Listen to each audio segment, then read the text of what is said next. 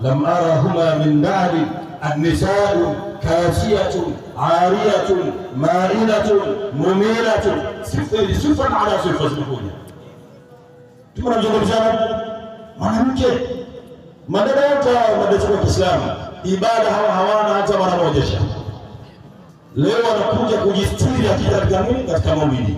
Wakitoka kesho katika maulidi mtaani unashindwa hata kuwatazama. Uongo kweli.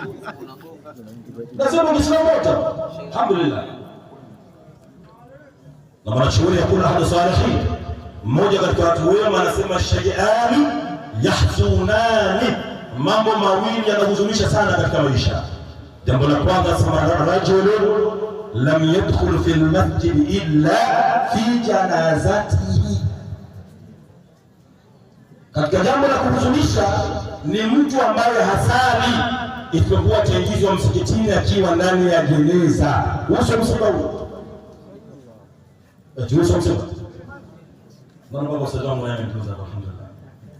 Wala shay'an yahzunan, mambo mawili yanahuzunisha sana Waislamu. Katika majambo hayo mawili yanahuzunisha, asma'atun, kuna mtu yupo katika sisi wamo lam yadkhulu fil masjid, haingii msikitini illa fi janazati, ataingizwa msikitini akiwa ndani ya nini, ya jeneza. Ule msiba ufikirie.